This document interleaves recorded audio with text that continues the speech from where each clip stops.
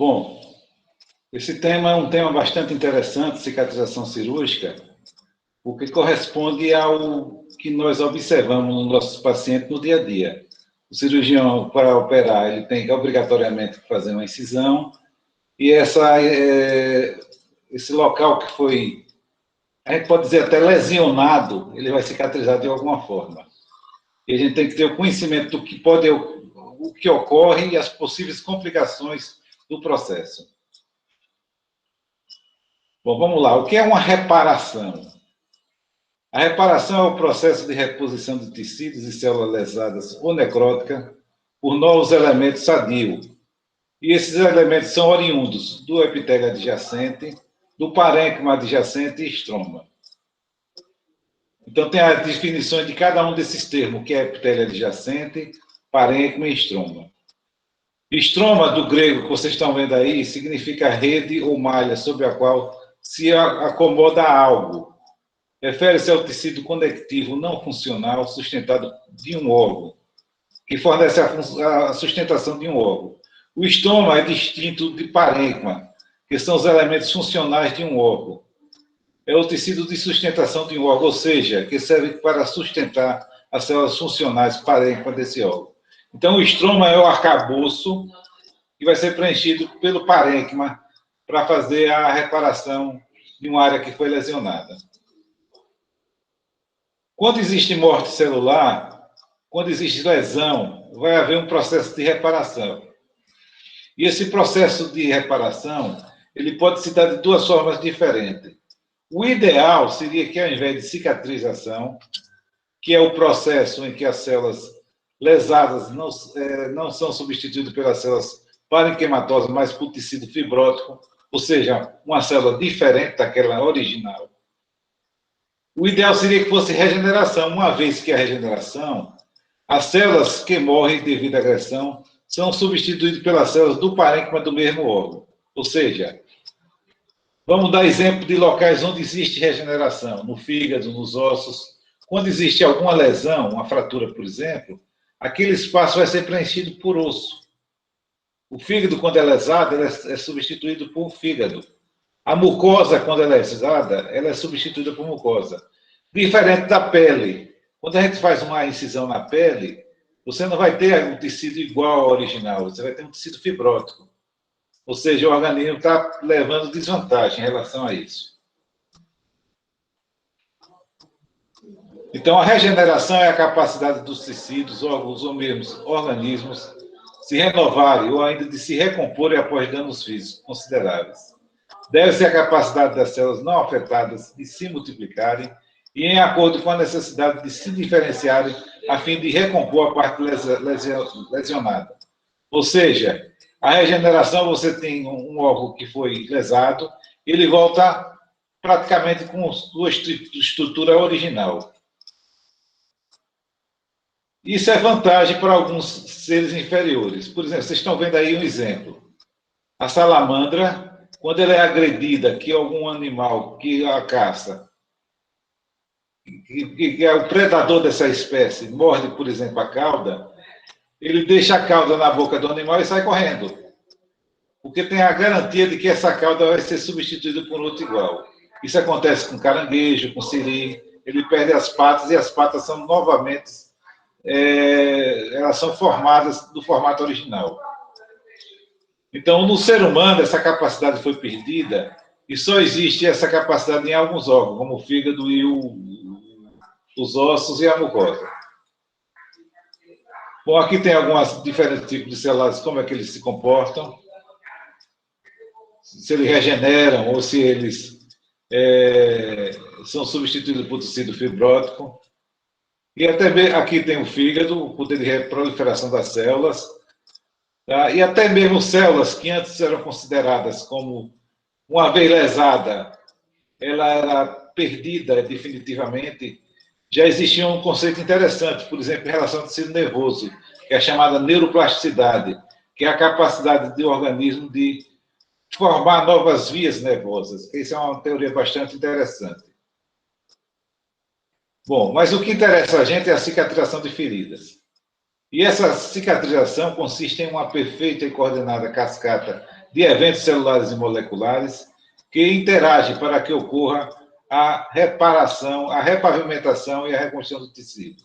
Então, você tem uma área lesada, uma série de fenômenos vão ocorrer nessa área, a gente vai estudar isso na aula de hoje, até que você tenha o resultado disso, que é a figura que vocês estão vendo embaixo, uma cicatriz. Então, não é pele, você vê a distinção de pele normal e aquela que foi reparada, aquela que está sob um formato de fibrose. É uma pele diferente. Bom, para que, de forma bem resumida, para ficar fácil o entendimento, o que é que ocorre quando existe uma lesão? Seja ela acidental, seja ela intencional, ou seja, produzida pelo cirurgião. Então, ela é dividida em fases.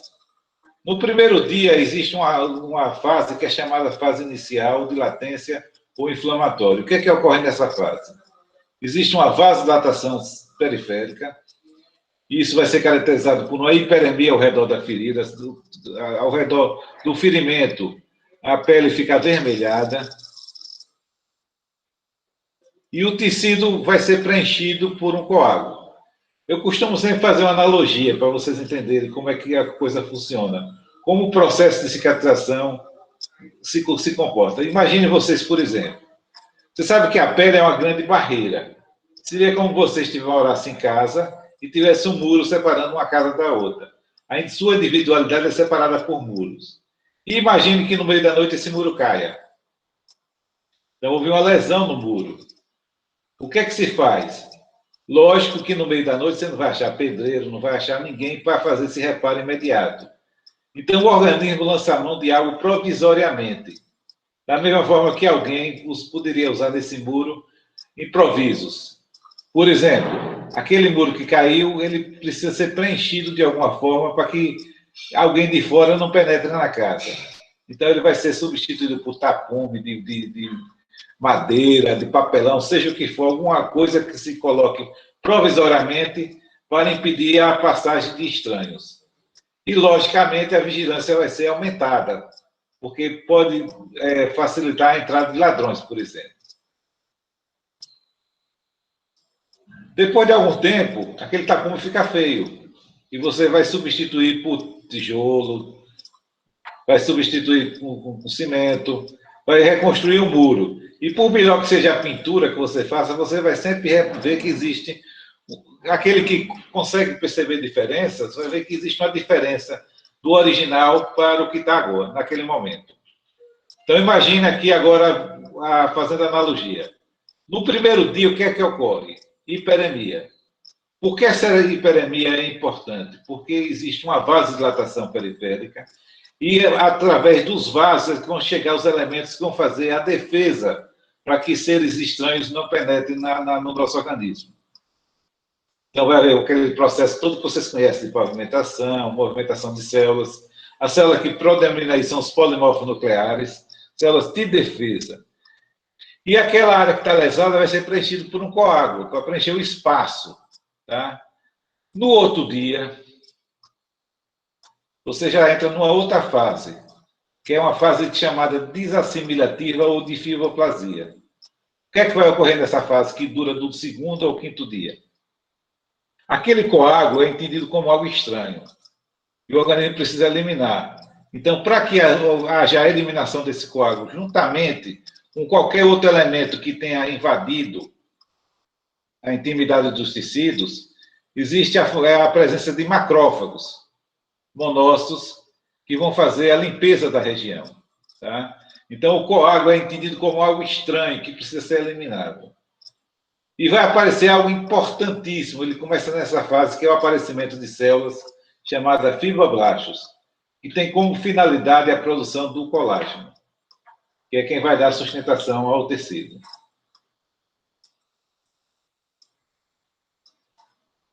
Bom, depois dessa fase chamada desassimilativa, que você vai limpar a área para permitir que algo cresça, então você vai ter uma fase chamada produtiva ou assimilativa, que, por sua vez, é dividida em subfases. Então, o que é que vai acontecer? A princípio, quando você tem uma lesão de pele, existe vasodilatação somente. Mas a partir dessa fase, chamada produtiva, até na fase anterior, já começa a haver a formação de neovascularização. Então, vasos são neoformados. Aparecem brotos venosos, capilares, melhor dizendo, que vão forrar aquela área lesada. Então, essa neoformação vai dar como resultante a formação do que vocês estão vendo aí avermelhado, que é chamado de tecido de granulação. Então, essa fase produtiva é subdividida, tá? Em formação de granulação, do 6º ao 10º dia, tá? E vai haver um aumento da quantidade de fibroblastos e a formação de fibras colágenas, e vai haver um espessamento do epitélio. Então, a pele já começa a querer, a partir do que ficou, ela começa a cobrir aquela área lesada. Então, ela está sendo preenchida por fibrose, existe um epitélio que recobre esse tecido fibrótico. Isso é uma coisa bem interessante, essa questão da granulação, porque se você deixar uma ferida aberta, vocês podem acompanhar a evolução normal a partir da característica dessa granulação. Ela está aí bem limpinha, não existe pus, não existe fibrina, demonstrando que tudo está ocorrendo bem.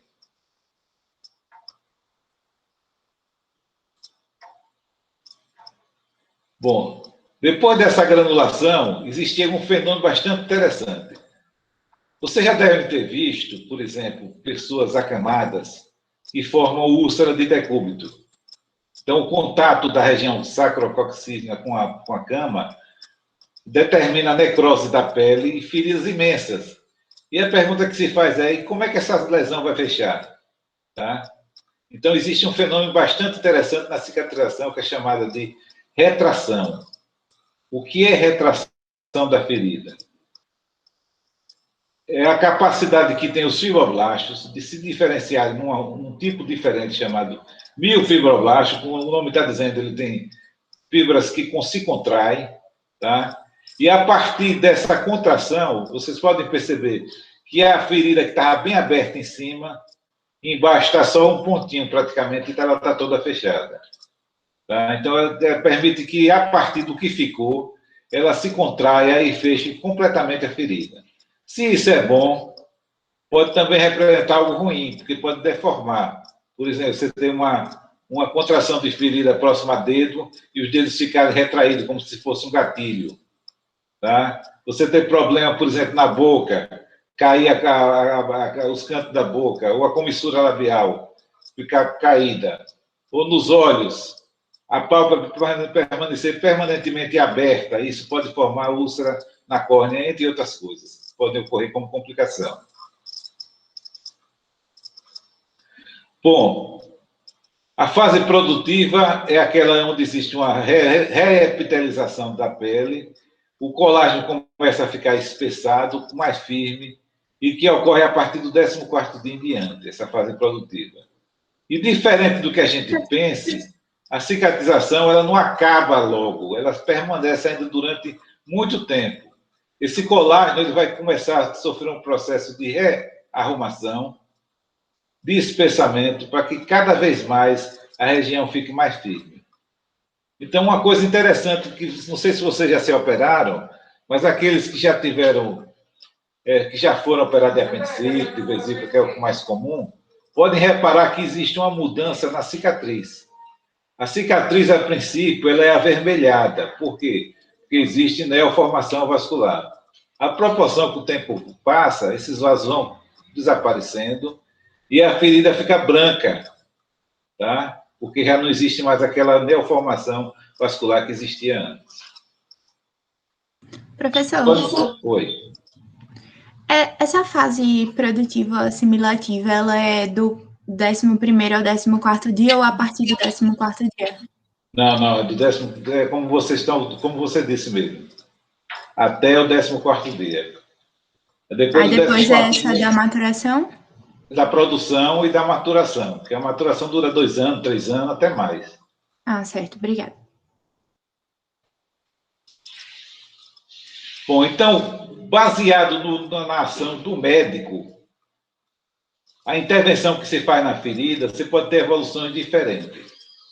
Então, a gente classifica a cicatrização de acordo com a intervenção médica. Aquele paciente que tem uma lesão, o que é que vai acontecer? Então, se o cirurgião faz sutura, ou seja, se ele usa fios para aproximar os bordos da ferida, essa cicatrização vai se dar por primeira intenção. Então, qual é a característica desse tipo de evolução?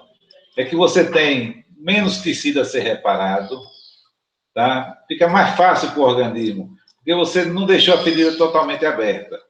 Então, do ponto de vista de produção, vai ser produzido menos coisas e, consequentemente, a cicatriz vai ficar mais estética, tá?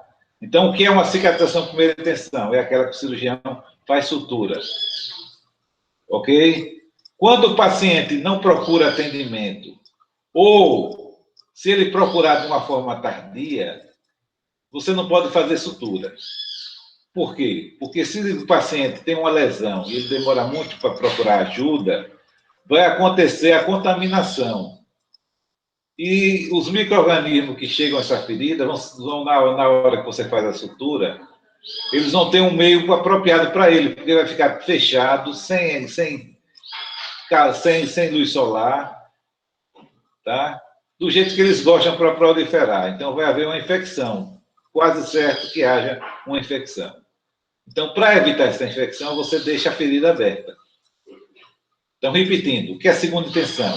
É aquela que ou o paciente não procura atendimento e a ferida evolui de forma natural, ou se ele procura atendimento, o cirurgião contraindica o fechamento naquele momento, porque o risco de infecção é muito grande.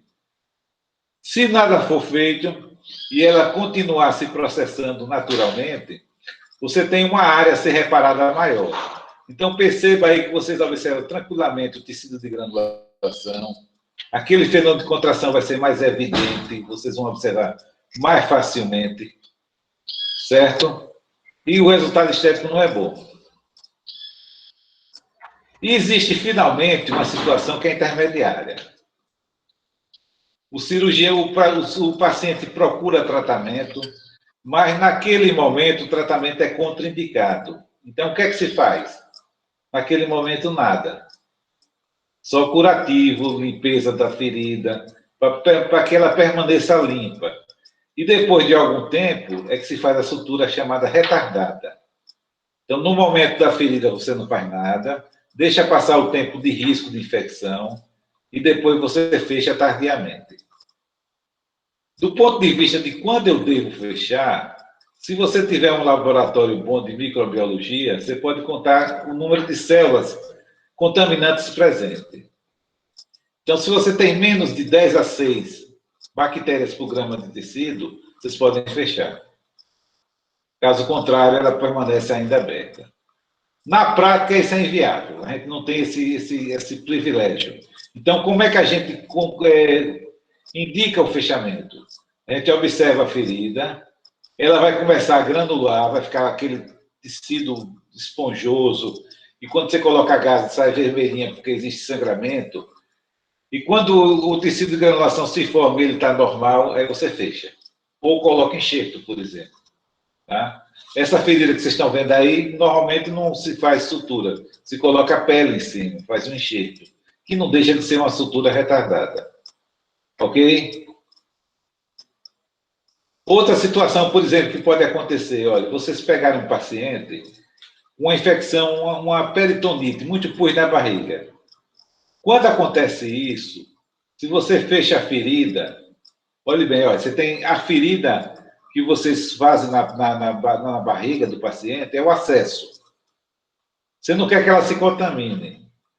O tecido celular subcutâneo ele é pobremente vascularizado. Então, ele infecciona com muita facilidade. Os meios de defesa chegam através de vasos. Como é pobre, fica complicado chegar. Então, o que é que acontece? Olha, tem cirurgiões, principalmente nos Estados Unidos, que quando operam numa situação de muito pus, eles deixam a pele, eles fecham os planos profundos e deixam a pele e tecido celular subcutâneo aberto. Controla o processo e só depois de 7, 15 dias é que faz a sutura. Tá? Então, você está fazendo uma sutura retardada. Repetindo, primeira intenção, a ação do cirurgião no sentido de fechar a ferida. Segunda intenção, não se faz nada. Terceira intenção é aquela que não faz no momento e posteriormente você fecha a ferida. Ok? Então, aí estão algumas características. Então, a primeira intenção, normalmente, são incisões limpas, a sutura é precoce e o resultado estético é bom. A sutura que onde você tem perda de substâncias, ou você tem uma contaminação muito grosseira, aí vai formação de tecido de granulação, muita fibrose, e o resultado estético não é bom. E a terceira intenção é o resultado intermediário entre um e outro.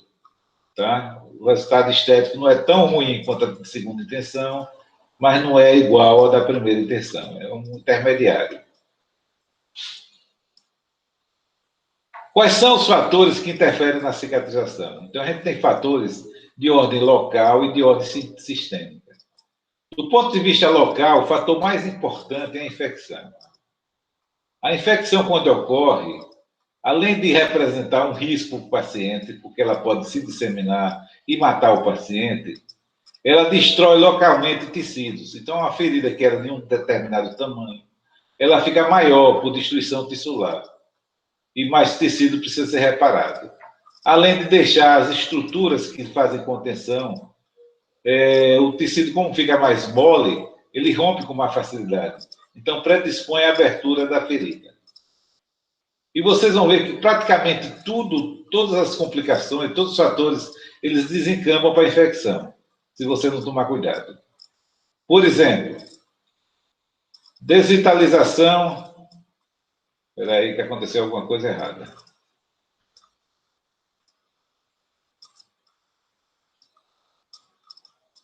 Então, infecção, está aqui o exemplo de infecção, tá? Aqui você tem pus, aqui você tem uma úlcera que está contaminada, a chamada... aqui é uma escara, tá? O paciente, o exemplo que eu falei para vocês, o paciente que fica na cama, às vezes existe infecção dessa escara, tá? Existe uma síndrome chamada síndrome de Fournier, que é uma infecção gravíssima que ocorre quando existe uma infecção do períneo, que pode matar o paciente de tal gravidade. Então, desvitalização e necrose tecidual. Tá? Então, o que é tecido desvitalizado? É um tecido que recebe pouco sangue, que pode chegar a um ponto que ele apodreça. Então, quando ele apodrece, você tem a necrose tecidual. Tá? Então, aí vocês têm áreas de desvitalização, tá? E áreas de necrose. Por quê? Porque existe um trombo, tá? Na extremidade, está chegando pouco sangue no pé do paciente, e o comprometimento que vai ocorrer aí é o aparecimento de necrose, o aparecimento que pode... E outra coisa, necrose é corpo estranho. Aí o organismo vai ter... A chance de infecção quando você tem necrose cai de 10 a 6 para 100 bactérias por grama de tecido, toda vez que você tem corpo estranho. Tá? Então, a chance do paciente ter infecção é muito alta. Nesse caso daí, você pode fazer o chamado debridamento ou desbridamento, que é a limpeza do tecido necrótico, ou, mesmo aí nesse caso, fazer amputação. Tá? Tem que tirar o dedo do paciente. Aí, provavelmente, isso pode ser até um paciente diabético aí. Corpo estranho. Então, o corpo estranho, normalmente, ele vai formar uma reação que vai ser manifestada por um granuloma. Tá? Eu coloquei esse dedo aí só para dar um exemplo. Aí é uma unha encravada. A unha encravada é um corpo estranho. E o organismo reage de uma maneira tal que vai aumentar o tecido de granulação. Ou outra maneira também como o organismo reage, é um piercing. Tá? Você percebe que existe granulação no local do piercing. Tá? Isso é o que normalmente acontece. Eu já vi situações, era muito comum antigamente, se usava fio de algodão comum, não algodão industrial, cheio de impurezas, e o paciente fazia um granuloma desse na incisão, e esse granuloma era mantido até o dia que o fio saía. De repente, o fio saía, através de um caminho formado do granuloma até a presença do fio. Ou a gente ia com a pincinha e retirava esse fio. Então, esse corpo estranho precisa ser retirado para que a cicatrização se processe.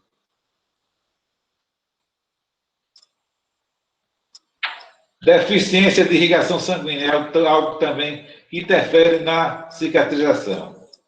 Então, aqui, olha, aqui tem um paciente que tem arteriosclerose, chega pouco sangue na periferia, e é diferente. É diferente você fazer uma sutura na face, que é bem vascularizada, e na extremidade inferior de um paciente idoso, um paciente diabético, que tem comprometimento vascular. Tá? Como os elementos de defesa, os elementos de reparação, eles chegam através da corrente sanguínea, vai haver uma deficiência e o paciente vai ter problema na cicatrização. Tá? Então, vai interferir na cicatrização. Outra coisa que interfere bastante é a presença de hematoma, edema e seroma. A presença de líquido nos tecidos é ruim, porque os leucócitos, eles são soldados. Eles atuam rastejando, não nadando. Então, na presença de hematoma, edema e seroma, eles precisam ser esvaziados. Pode ser esvaziado com agulha, como vocês estão vendo aí, ou através da retirada do coágulo. Tá? Se não tiver aí, daqui a pouco eu mostro a vocês como é que acontece isso. Outra coisa interessantíssima é a tensão na linha de sutura. A ferida, ela tem que ser aproximada sem esforço. Se você faz uma sutura que os bordos estão muito afastados e ela fica muito tensa, é quase certo que ela rompa. Tá? E você vai ter um resultado, uma decência de sutura. Uma coisa que se pode se planejar, tá? É você fazer a incisão de acordo com as chamadas linhas de tensão. Tá? São linhas do corpo que fazem com que os tecidos fiquem ou muito tensos ou frouxos. Então, quando você faz a favor do ponto de tensão, a ferida fica mais estética. Tá? Eu não costumo decorar esse mapa, tem uma forma mais prática. Então, você vai fazer uma retirada de um caroço, por exemplo, da pele do paciente. Vocês podem mandar o paciente fazer careta, rir, e observar a direção das rugas, e vocês fazerem paralelo às rugas, à incisão. Então, você vai ter um resultado estético bem melhor. Quais são os fatores de ordem sistêmica, fatores gerais, que interferem na cicatrização? Então, você tem hipovolemia, anemia e saturação de oxigênio nos tecidos. Então, se o paciente tem um choque, por exemplo, você opera um paciente que recebeu uma facada, perdeu sangue, ou ele já é anêmico, isso pode comprometer a cicatrização. Tá? De uma forma geral, o comprometimento só vai ocorrer se chegar pouco oxigênio nos tecidos. O colágeno necessita da presença do oxigênio para que ele tenha sua formação a contento. Tá? Então, é importante que chegue oxigênio nos tecidos para que o colágeno seja produzido de forma normal. Desnutrição em geral e doenças metabólicas. Tá? Aí é a questão da hipovolemia, anemia. O mais importante é a saturação. Então, desnutrição, aí dá um exemplo. O paciente desnutrido. Lógico que vocês operarem paciente desse tipo, a chance de ter complicação, teoricamente, é maior. Mas o organismo é muito sábio. Tá? Mesmo em pacientes desse tipo, vocês operam, não tem problema nenhum. Por quê? Porque o organismo prioriza a cicatriz, dá toda assistência a ela e evita que a infecção ocorra. Tá?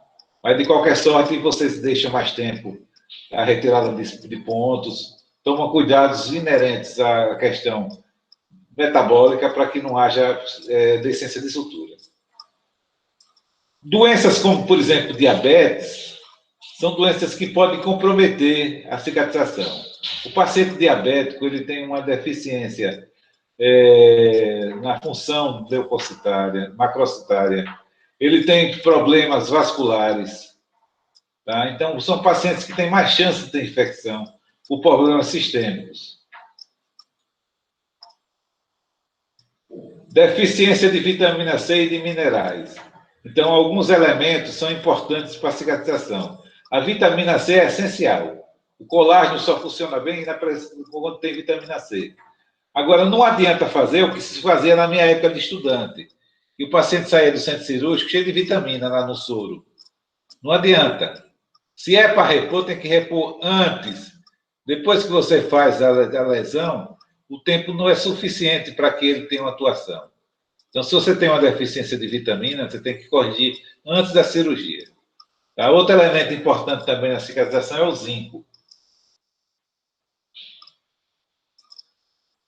Olha que contrassenso.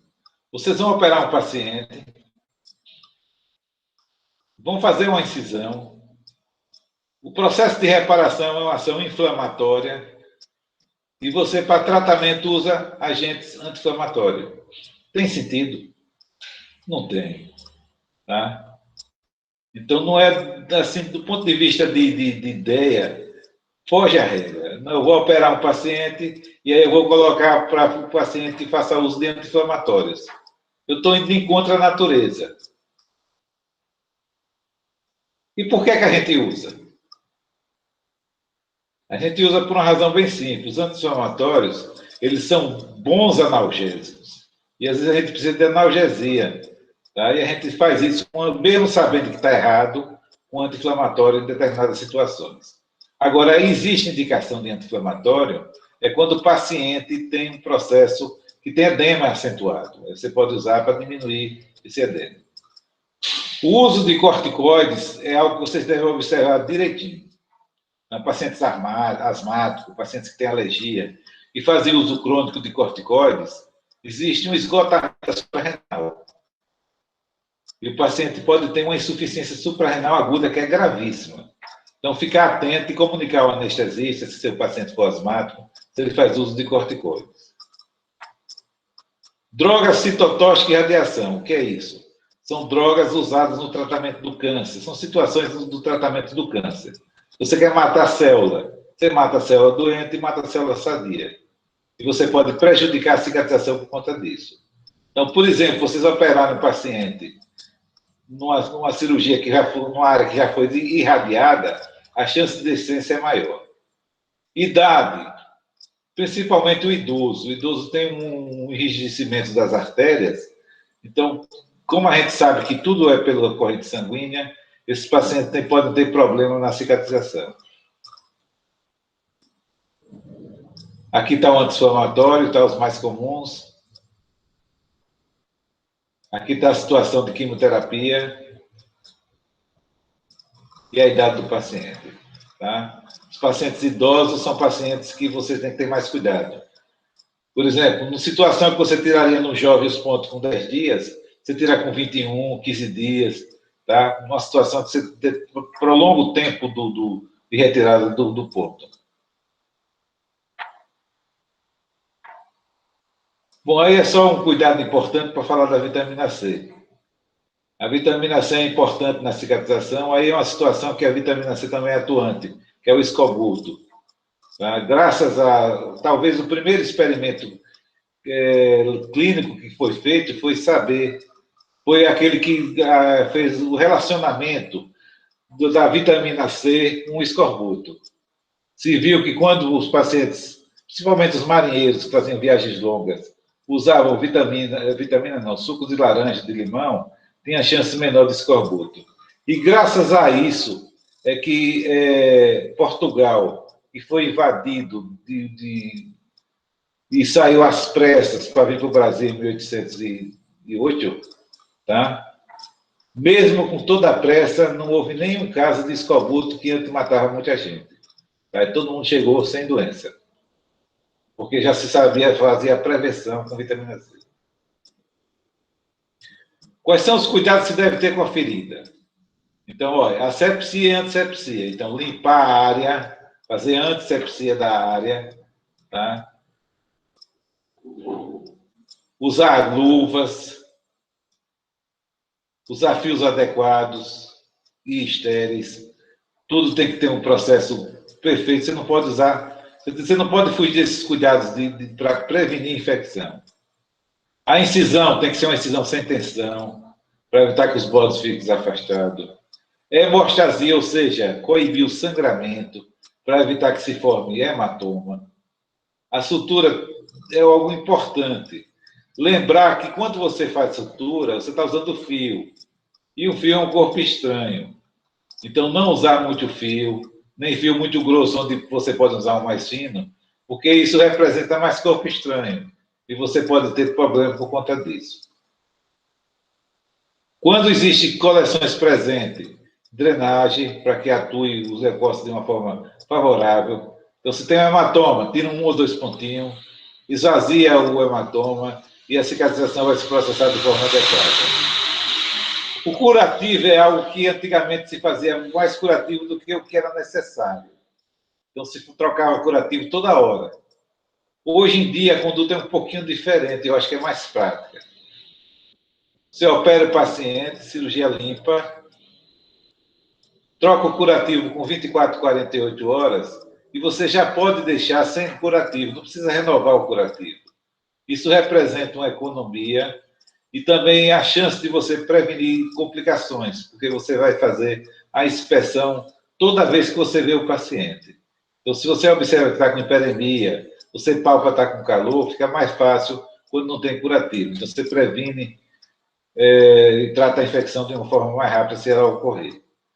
Os pontos têm tempo de retirada. Professor, Oi. Mesmo as cirurgias sujas, por exemplo, uma cirurgia gastrointestinal? O que é que tem? Também pode tirar o curativo em 48 horas e não olhe deixar bem. assim. Pode deixar. Olhe bem, vamos entender uma coisa importante. Digamos que você vai operar um paciente de apendicite e que tem pus. É uma cirurgia suja, concorda comigo? Sim. Esqueça a videolaparoscopia. Cirurgia convencional. Tá? Então, para operar um apendicite, eu tenho que criar um acesso. Eu tenho que fazer uma incisão. Certo?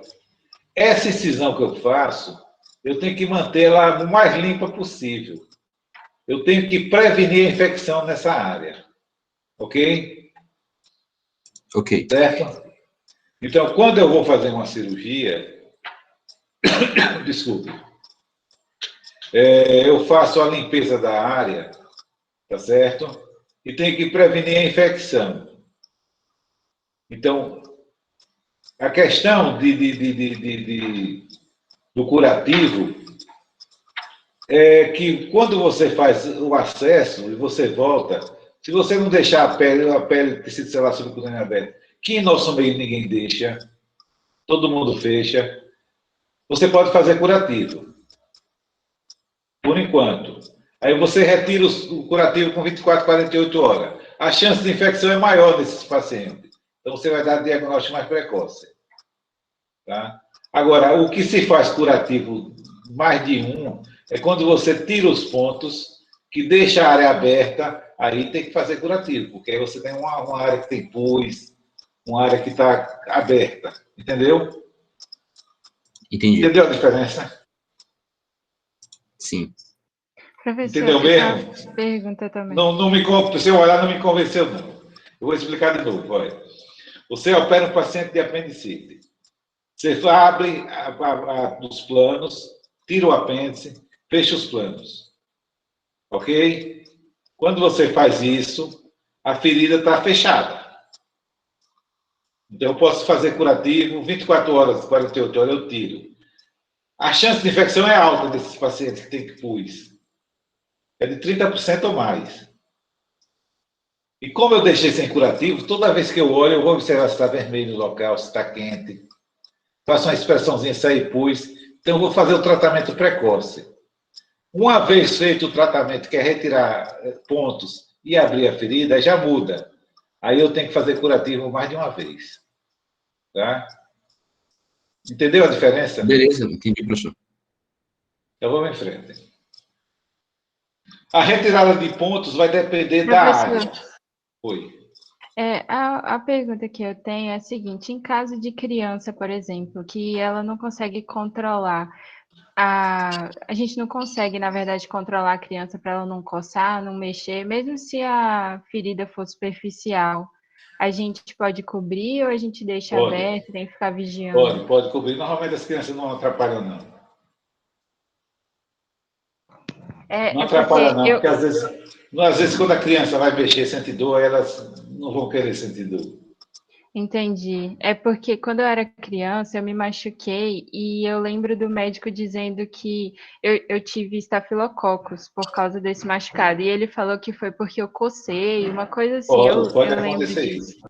Olha, hoje eu não faço mais cirurgia, mas na época que eu fazia cirurgia e trabalhei muito em pronto-socorro, qual era a minha conduta?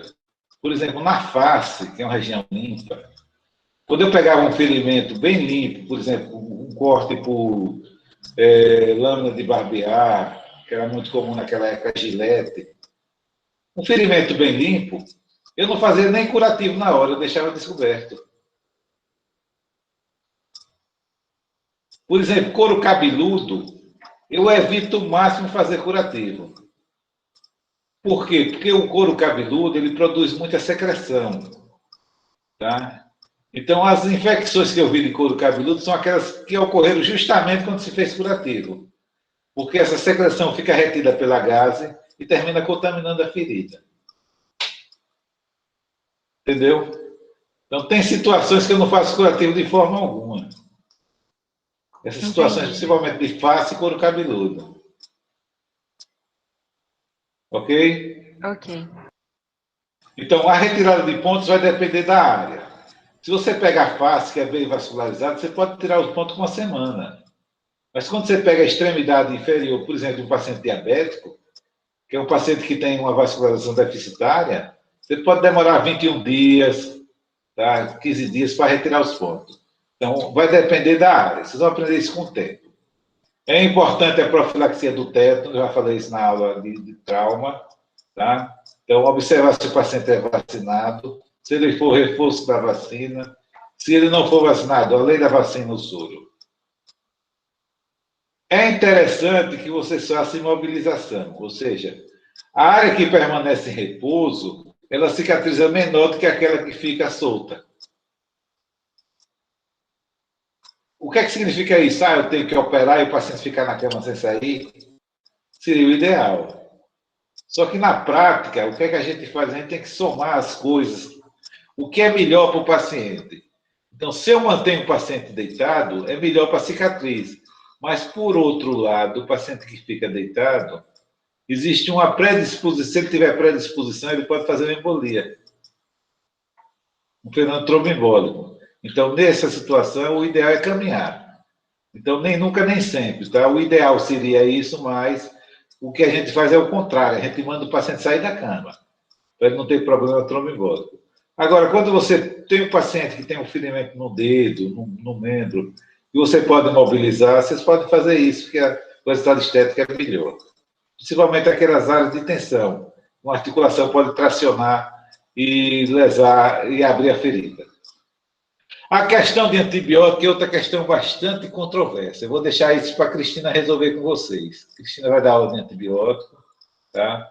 O ideal é fazer um antibiótico que a gente chama de profilático. Ou seja, eu tenho uma situação como apendicite, que eu vou operar, vai ter pus, eu vou usar antibiótico de qualquer forma. Mas o que eu falo profilático é em relação ao acesso. Tá?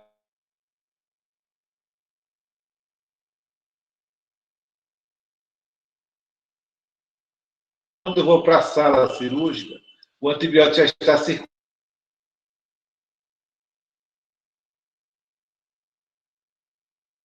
Tá travando? Tá. Trauma, isso aí. Oi. No trauma, isso é impossível, né? Ninguém toma. Ah, eu vou cair daqui a meia hora, vou tomar uma bezetacil. Ninguém faz isso. Tá? Ninguém faz profilático. Aí tem que ver se tem indicação. O que a gente vê na prática é que a maioria das situações de uso de antibiótico no trauma é inadequada. Não tem necessidade nenhuma de antibiótico, se faz antibiótico desnecessariamente, tá? Levando o paciente a risco de ter problemas de alergia, problemas de resistência. Tá? Cristina dá aula para vocês, vocês estudam direitinho essa parte que é muito importante. E quais são as complicações da ferida? Então, a complicação mais temida é a infecção. A infecção é algo que você tem que brigar para que ela não ocorra. Tá? e, quando ocorrer, tratar o mais precoce possível, que pode ser retirada de pontos, ou o próprio ponto se abre, como vocês estão vendo aí na ferida, tá? Para que o pus saia, seja esvaziado, para que os leucócitos atuem de uma maneira mais adequada. A infecção pode levar à morte do paciente, se ela se espalhar, a chamada sepsemia, tá? E a chance de você, e ela pode prolongar o tempo de hospitalização do paciente, porque ele aumenta a área lesada.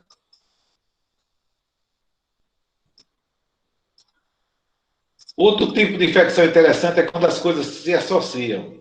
Então, pode acontecer a associação de um staff e de um streptococcus específicos, e vão fazer ao redor normalmente de colostomia, de pleurostomia, uma infecção chamada gangrena bacteriana cinética, tá? É um tipo de infecção particular. Da mesma forma que é um tipo de infecção particular, essa outra, que é muito grave, chamada fascite necrosante. Inclusive, o diagnóstico vocês precisam estar atentos. Então, se vocês pegam um paciente como essa situação aí, é fácil, tá? Vocês podem perceber que a infecção está na pele, mas ela está se filtrando nas fáscias mais profundamente. Para vocês terem ideia melhor, é muito comum a gente pegar um paciente diabético, ele tem um pequeno ponto de abertura, mas a infecção está entre as fáscias, lá dentro, é profundo. Como é que a gente sabe que ele está com a fasciite? Porque você tem uma infecção aparentemente tola, mas o paciente está extremamente séptico. Tá? Ele está com pressão baixa, ele está taquicárdico, ele está com febre, ele está delirando. Então, numa situação desse tipo, vocês têm que ter mais agressivo. E essa agressividade pode representar uma amputação. Tá? Perceba aí que a infecção aí já comeu o testículo, essa é a chamada síndrome de Fournier. Se vocês quiserem depois, leiam sobre ela. Tá? Síndrome de Fournier. Decência. O que é decência? Decência é quando vocês operam o paciente e abrem os pontos. A decência pode ser profunda, dos planos profundos ou dos planos superficiais, ou total. Aí é dos planos superficiais, tá? Então, a pele e o tecido celular subcutâneo que abriu. Quando você tem uma decência do plano total, aí pode ocorrer isso que vocês estão vendo aí, que é uma evisceração. Abriu e as tripas saem, tá? Já é uma situação extremamente desagradável. Eu já tive situações de você... Por exemplo, eu me lembro bem de um paciente que tinha hanseníase, eu operei de apendicite, retirei os pontos bem tarde, com 21 dias mais ou menos. Na hora que o paciente tirou os pontos, que chegou em casa, que foi fazer o esforço para defecar, abriu a ferida todinha e ele teve que ir para o hospital, literalmente, com as tripas na mão. É uma situação extremamente desagradável. Eu já tive mais de uma situação desse tipo, tá? Não é uma coisa infrequente, não. E você pode ter desse outro tipo. Olha, você tem o plano superficial íntegro e a lesão, a decência ocorre nos planos profundos. É a chamada eventração. Evisceração, quando as vísceras aparecem. Eventração é quando existe pele, o plano superficial está íntegro e o profundo está lesado. Aí, nesse exemplo dessa eventração, é o que a gente chama de hernia incisional. Tá? Ela tem que ser tratada cirurgicamente.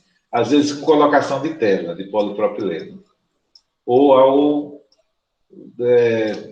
parecido.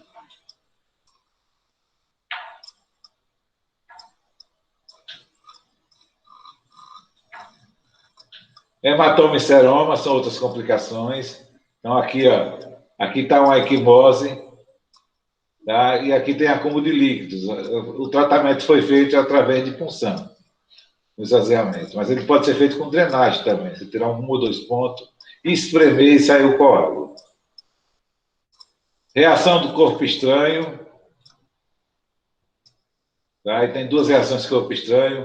Muito cuidado. Eu já tive paciente com uma lesãozinha na incisão, com um granuloma, como esses vermelhinhos que vocês estão vendo em cima. Tá? Eu achando que era um fio de sutura. coloquei uma piscina para pescar o fio de sutura. Aí parecia ser algo maior, uma gaze, e eu fui puxando e foi aumentando, e na verdade eu tive que colocar no centro cirúrgico para retirar uma compressa. Tá? Então, o que é que tinha na pele? Isso que vocês estão vendo aí. Um granuloma, demonstrando que existe algo estranho. Da mesma forma que você pode ter a decência, a cicatrização pode não ocorrer. Tá? O paciente simplesmente não cicatriza. Aí é uma situação um pouquinho mais séria. Vocês têm que esperar um tempão longo para que a ferida feche. Cicatriz hipertrófica e cicatriz retrátil. Vamos fazer uma distinção importante. Olha. Aqui o que vocês estão vendo é uma cicatriz hipertrófica. Então, vocês estão vendo que a incisão está grossa. Tá grossa. É diferente dessa outra. Tá? A cicatriz hipertrófica ela fica grossa. O queloide, que é outra complicação, ele tem um tratamento como se fosse tumoral. Ele ultrapassa os vasos da ferida. Ele cresce mais do que a cicatriz.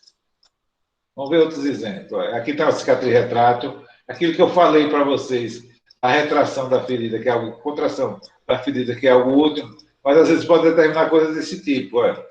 Você percebe nitidamente que houve uma contração, inclusive formando um dedo em gatilho. E aqui está o queloide, olha. Olha o queloide como fica. Isso aí não é porque o cara é religioso e fez uma cruz, não. Isso é a marca do ponto. Tá? Isso é o local onde estava o ponto. Ele cicatrizou no trajeto. O tratamento é extremamente difícil. Você tem que fazer a retirada, inibir a granulação, a cicatrização, com o uso de corticóide local, com radiação beta, alguma coisa desse tipo. Outra coisa também muito frequente é a dor crônica. O paciente se opera e tem dor. Essa dor pode se dar por a presença de corpo estranho, pode ser um nervinho que foi cortado, ele fez um neurinoma. Então, é muito comum um paciente diabético amputar a perna e ter dor no dedo do pé. Tem pacientes que toda vez que é lua cheia, diz que tem dor. Será que tem alguma influência? Não sei. Não tem nas marés? Pode ter também nos líquidos do corpo, não sei. Existe uma coincidência muito grande. Tem paciente, toda vez que é lua cheia, sente dor na ferida. E, finalmente, a única dessas complicações que eu não vi é a ossificação da cicatriz. Tá? O fibroblasto é uma célula totipotente que ela pode se diferenciar em osteoblasto e formar um osso. Tá? Então, no lugar de fibrose, você tem um osso formado e você dá o diagnóstico fazendo um raio-x e você retira esse osso como se fosse uma cirurgia comum. Tira, tá? Para que o osso deixe de incomodar. Agora a pergunta de vocês. Estou à disposição. Professor, eu tenho uma pergunta.